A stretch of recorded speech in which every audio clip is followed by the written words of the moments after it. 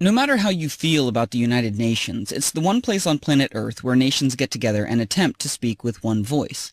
That's why their resolutions can make a big difference. So when people all around the world see that approximately 40% of the UN Human Rights Council resolutions were against just one country, most of us would assume that country must be a really bad place. Perhaps ruled by, say, a genocidal dictator who kills his own people, or maybe a tyrant continually threatening to annihilate another country. But actually, the country that has been condemned more times than every repressive country on Earth combined is a democracy. The only viable democracy in the Middle East, Israel. And with these repeated resolutions against Israel, it's easy to see why so many in the international community perceive Israel as a major cause of world problems. But are all these resolutions really justified? Because whether or not you agree with how Israel is handling its many challenges, when you do a basic comparison, like the number of deaths Israel is responsible for with the number of condemnations they've received, and then make that same comparison with other countries, it paints a surprising picture of a possible double standard.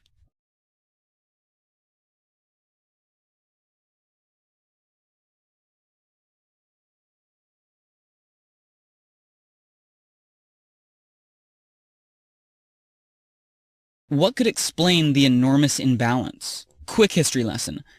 In 1975, Cuba needed to gather support in order to take down the biggest democratic superpower dominating the global schoolyard, the United States. Seeing how the UN was mostly controlled by the democratic superpowers, Cuba, along with other communist nations, finally found a way to even the playing field, because it just so happened that, at the same time, a number of Muslim countries were looking for new, creative ways to gang up on Israel. So the communists realized that by joining the Muslims' anti-Israel coalition, they could create an unstoppable voting bloc inside the UN. Because with every resolution they passed against Israel, they simultaneously discredited Israel's ally, the United States.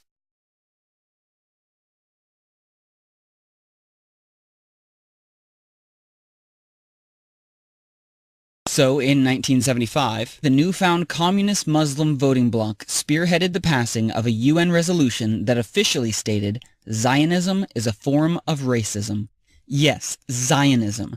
The movement trying to find ways to protect Jews from racism was redefined as racism, which is kind of like saying the civil rights movement is racism and Martin Luther King is a racist. This is why resolution after resolution after resolution against Israel from 1975 until this day easily passes through the UN. But today, this movement has a new tool for attacking Israel as the cause of all our problems.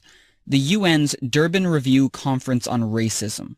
Durban is charged with finding the real root of racism, and at the last conference, keynote speaker and human rights best friend Mahmoud Ahmadinejad, the guy who openly called for Israel's annihilation, revealed that Zionism is not only racist, but the true root of racism throughout the world. And what has history taught us about what tends to happen when one ethnic group is believed to be the hidden root to all the world's problems? What is happening at Durban is catastrophic, not only for Jews, but for the whole world. And it's growing, spreading, and gaining credibility through Durban. In fact, this year, representatives from over 140 different countries will descend on New York City for Durban as speakers work to convince them about the secret Jewish cause to worldwide racism. Let's learn from history and this time act before false accusations lead to violence. We cannot leave this message unchallenged. We need your help.